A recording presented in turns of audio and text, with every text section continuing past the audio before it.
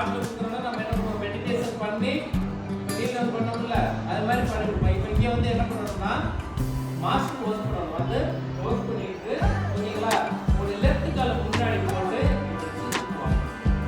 புரிஞ்சுதா, பெல்ட் ஓகேவா. இப்போ வந்து வேற யாருமே அது மேலே க்ளோஸ் பண்ணணும். க்ளோஸ் பண்ணிட்டு உங்களோட பெல்ட் பீஸ் வந்து நீல் டவுனில் நீல் டவுன் வந்து போடுவோமா.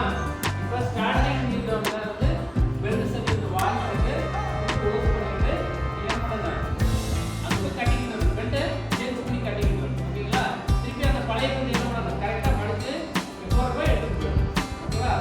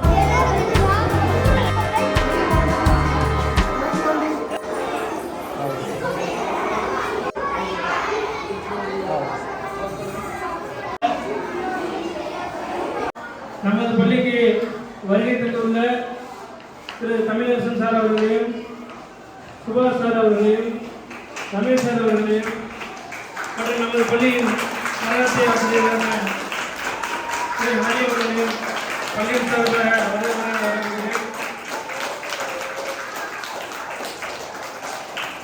இந்த வருடத்தில் நிறைய மாணவர்கள் புதிதாக சேர்ந்தீர்கள். அதேபோல் சென்ற வருடமும் நிறைய மாணவர்கள் தொடர்ந்து பயிற்சி பெற்று கொண்டிருக்கிறீர்கள். உங்களது தேர்வானது இன்று மைதானத்தில் நடைபெறும் போது நானும் நேரில் பார்த்தேன். நல்ல அருமையாக என்ன உங்களுக்கு கற்றுக் கொடுத்தார்களோ அதை அற்புதமாக வெளிப்படுத்தினீர்கள். தொடர்ந்து இந்த பயிற்சியை நீங்கள் பெற்றுக்கொண்டே வர வேண்டும். அடுத்தடுத்து பெல்ட்டுகளை நீங்கள் வாங்க வேண்டும் என பள்ளியின் சார்பாக உங்களுக்கு வாழ்த்துக்களையும் பாராட்டுகளையும் தெரிவித்துக் கொள்கிறேன். அதே போல இந்த வருஷம் ஒவ்வொரு இடத்திலும் நடைபெற்ற போட்டிகளில் நமது பள்ளியிலிருந்து அழைத்து சென்றார்கள். அதிலும் நீங்கள் பல பதக்கங்களையும் விருதுகளையும் கேடயங்களையும் சர்டிபிகேட் சான்றிதழ்களையும் நீங்கள் பெற்றீர்கள். இதே மாதிரி வருகின்ற அடுத்தடுத்த நாட்களிலும் மாதங்களிலும் வருடங்களிலும் நீங்கள் இது போன்று அனைத்து போட்டிகளிலும் கலந்து கொள்ள வேண்டும், ஆர்வமுடன் கலந்து கொள்ள வேண்டும். அதே மாதிரி பள்ளிக்கும் சரி இந்த பயிற்றுவித்த ஆசிரியருக்கும் நீங்கள் பெருமை சேர்க்க வேண்டும்.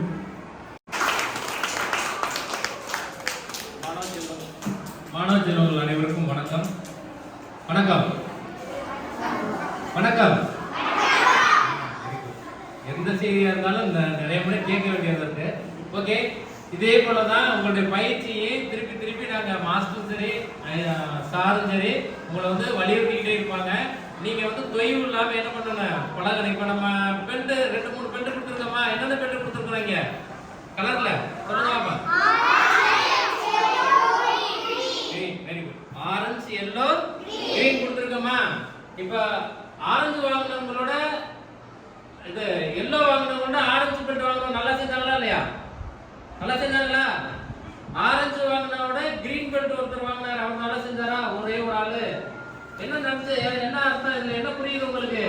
தொடர்ந்து அந்த பெல்ட் தகுதி பெல்ட்ல தொடர்ந்து கராத்தே வகுப்புல பயணிக்கிறப்ப என்னங்க, நீ மெனக்கெட்டு கத்துக்கிற வேண்டியல உங்க உடம்பு அதற்கு தயாராகி விடும். புரிஞ்சுதா?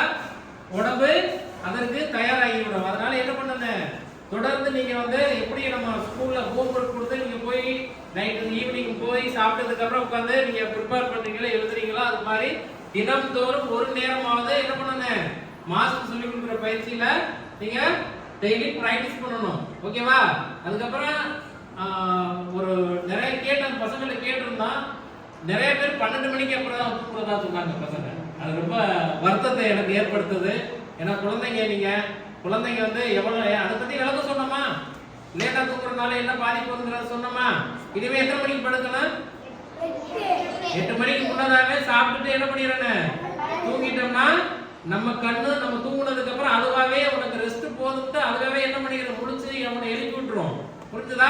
உன்னை யாரும் இன்னொருத்தர் எழுப்ப கூடாது. எழுப்பி நீங்க எழுந்துச்சீங்கன்னா என்ன சொன்னா, உடம்புக்கு முழுமை பெறாத தூக்கமாயிடும். புரியுதா? முழுமை பெறலன்னா அந்த மூளை சரியான முறையில தடுமாற்றத்தோட எழுந்திருக்கீங்க. புரிஞ்சுதா? அப்ப என்ன பண்ணுவோம், எதை செஞ்சாலும் தடுமாற்றமா இருக்கு. அதனால நம்ம என்ன பண்ணணும், முடிஞ்ச வரையிலும் செல்போன் பார்ப்பதை அவாய்ட் பண்ணிவிட்டு என்ன பண்ணணும், சீக்கிரமா சாப்பிட்டு தூங்க ஆரம்பிக்கணும். ஓகேவா? செய்வீங்களா? அடுத்த பெட்டு வரப்ப அடுத்த மாசம் வருவோம், ட்ரைனிங் வருவோம். அப்ப எத்தனை பேர் மாறி இருக்கீங்கன்னு பார்ப்போம். மாறிங்களா? ஓகே. அதுக்கு அடுத்தபடியா நிறைய நம்ம டோஜோவில் கிட்டத்தட்ட 40 பிரான்ச்சுக்கு மேலே இருக்கிறாங்க. இப்போ கடந்த வருஷம் ஒரு முறை பெல்ட் கிரேடிங் கொடுத்துருக்குறோம், இந்த முறை பெல்ட் கிரேடிங் கொடுத்துருக்குறோம். 2வது பெல்ட்டுக்கு தொடர்ந்து உங்களுக்காக நம்முடைய பள்ளி நிர்வாகத்திலிருந்து சிறப்பான ஒரு பயிற்சியாளரை ஆர்கனைஸ் செய்து உங்களுக்கு வந்து பயிற்சி வழங்கி கொடுக்கறதுல கண்டிப்பாக எங்கள் டோஜோ சார்பாக நம்முடைய பள்ளி நிர்வாகத்துக்கும் பயிற்சியாளர்களுக்கும்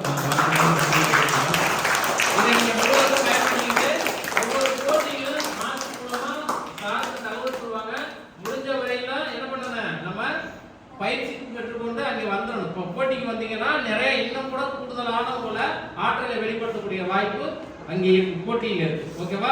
இது வந்து தகுதி தேர்வுங்கிறது உன்னை இந்த கட்டத்திலேருந்து அடுத்த கட்டத்துக்கு கொண்டு போறது. ஓகேவா? இது பெல்ட் மட்டுமே உன்னை வந்து ஒரு முழுமையான மனிதனா என்ன பண்ணாது, தரம் உயர்த்த வாய்ப்பு கம்மி.